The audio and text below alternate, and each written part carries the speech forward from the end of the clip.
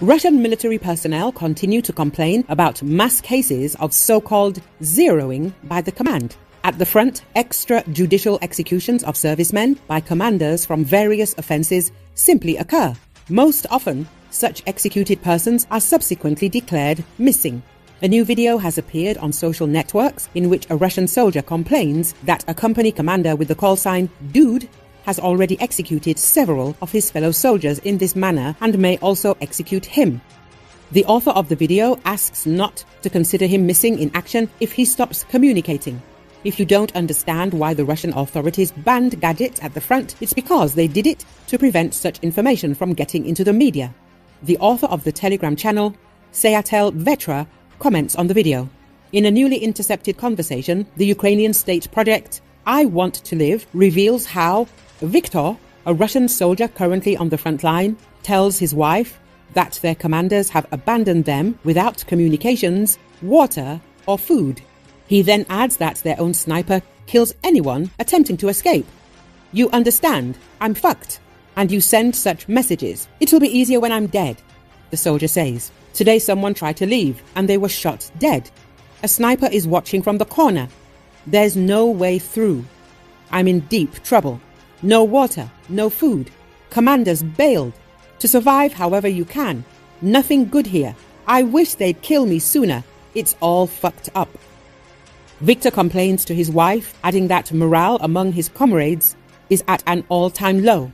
He goes on to say that they've been considered blowing themselves up with grenades to get injured and be taken to a hospital, but the Russian command has anticipated this and no one evacuates the wounded. There's no point. Even if you blow up and lose a leg, you won't be taken out. We have fatalities and no one can recover them because the Ukrainians won't let us, Victor said. I Want to Live points out in its post that this is exactly why our project was created and we'd gladly accept a request from Viktor or his wife to help them escape the front line. Dissatisfaction is growing among Russia's troops as they are increasingly given unrealistic objectives and sent on needlessly dangerous missions by their commanders. In several calls recently intercepted by Ukraine's military intelligence, individuals discuss ways to avoid further deployment, and the civilian population is panicked by the fear of being conscripted.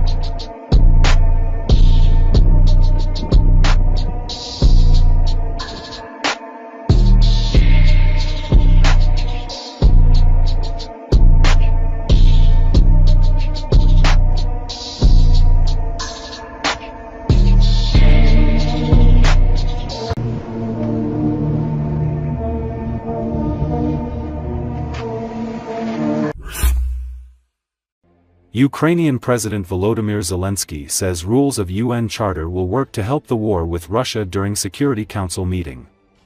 One day in this hall, it will surely be said that Russia's war against Ukraine has ended, Ukrainian President Volodymyr Zelensky said. Russia's war against Ukraine will end because the UN Charter will work.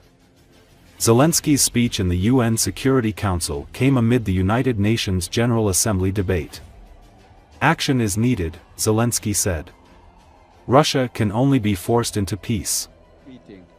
One day in this hall, it will surely be said that Russia's war against Ukraine has ended, not frozen, not paused, not forgotten, truly ended. And this will happen not because someone got tired of the war, not because someone traded something with Putin.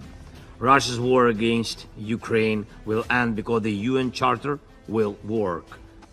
And we are defending what every nation would surely want to protect for itself, and what the UN Charter grants to all. And it is Russia that always has to lie to justify its war, not us. Russia cannot refer to the UN Charter to explain what it is doing against us, against Ukraine. Ukrainians are wounded and killed every day. Today, once again, Russian bombs hit residential buildings. Even an ordinary bread factory became a target. What's so threatening to Russia about making bread? Putin has no answer, and Russia never has an honest answer when asked why its army kills children in Ukraine, defeats schools and hospitals, and fights not for justice but for a blackout for a neighboring nation. From the very first second of this war, Russia has been doing things that cannot possibly be justified under the UN Charter.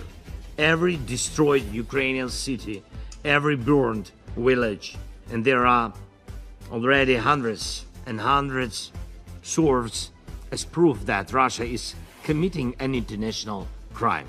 Action is needed, and I'm grateful to all the nations that are truly helping in ways that save the lives of our people. Putin has broken so many international norms and rules that he won't stop on his own. Russia can only be forced into peace.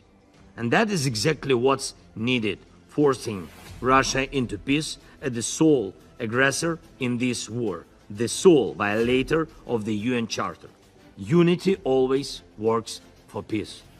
And we have to prepare the second peace summit to end the war altogether. And I invite all of you, all principled nations, to join us in this process, all who truly respect the UN Charter. This is reflected